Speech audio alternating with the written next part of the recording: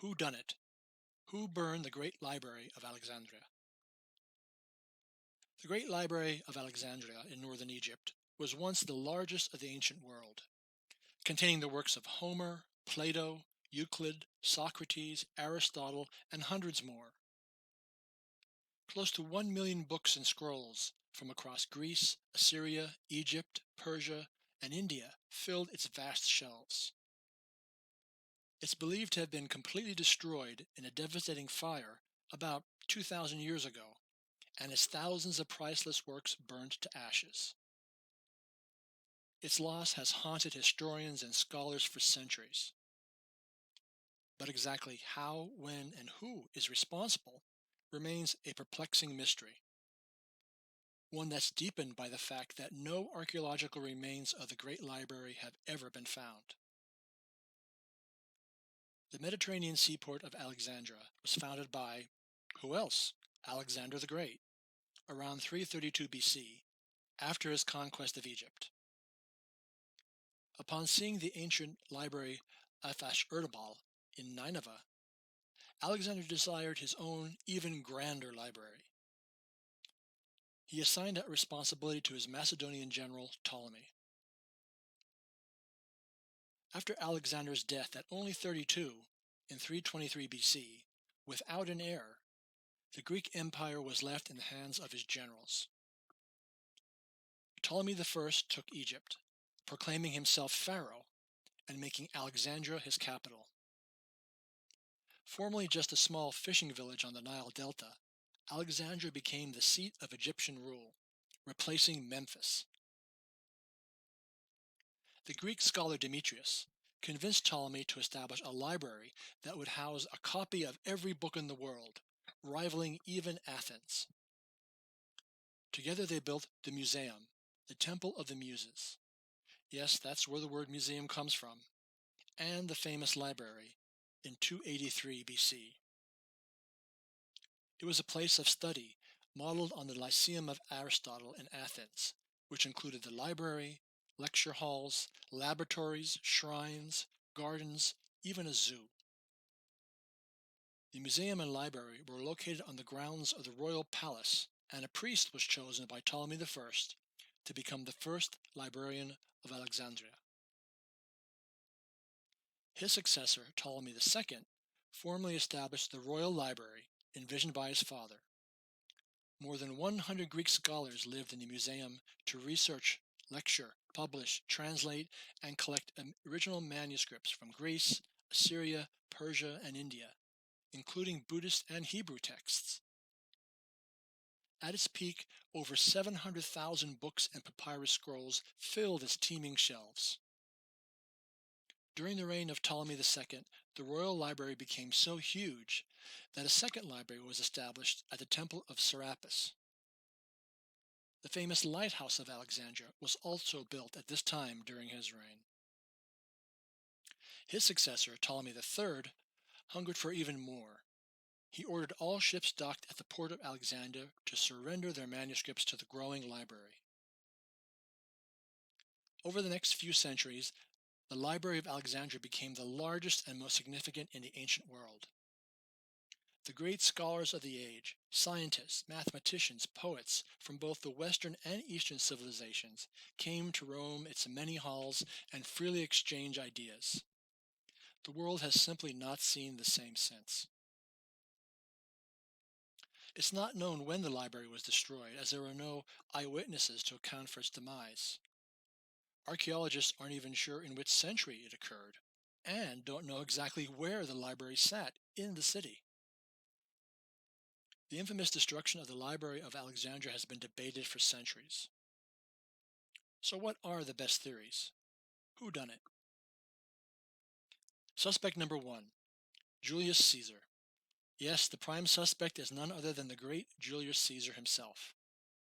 Some believe that during the Roman occupation of Alexandria in 48 BC, Caesar found himself in the royal palace, cut off by the Egyptian fleet in the harbor. Greatly outnumbered, he ordered his men to set fire to the blockade of Egyptian ships. But the fire got out of control and spread to the city. Roman philosopher Seneca says that at least 40,000 scrolls were destroyed in a single library warehouse near the harbor. So does this mean the Great Library burnt down as well? The museum, which was right next door, was apparently unharmed, as it was mentioned by the geographer Strabo 30 years later. Strabo doesn't mention the library, though, so maybe Caesar was responsible for burning it down. Caesar wrote of starting the fire in the harbor, but never mentions burning the library. So, while it's colorful to say the famous Julius Caesar did it, the facts don't fully support this particular theory. Suspect number 2. The Christians did it. In 391 AD, the Christian emperor Theodosius issued a decree outlawing all pagan practices. He ordered the temple of Serapis in Alexandria to be destroyed, and a Christian church was built on the site. As this contained the library annex, manuscripts are assumed to have been destroyed as well. It contained about 10% of the Library of Alexandria. No other sources mention the destruction of the library itself, so there's no actual evidence that the 4th century Christians destroyed it. After Theodosius' death, riots broke out in the city when Orestes, the city prefect, ordered a Christian monk named Hierax to be publicly killed. After this, there was mass havoc as Christians retaliated against both pagans and Jews. Orestes was rumored to be under the spell of Hypatia, the famous female philosopher and daughter of Theon, the Alexandria librarian. Hypatia was then brutally murdered by a Christian mob and dragged naked through the streets in 415 AD. So it's been theorized that the royal library was also burned to the ground at the same time as all this chaos.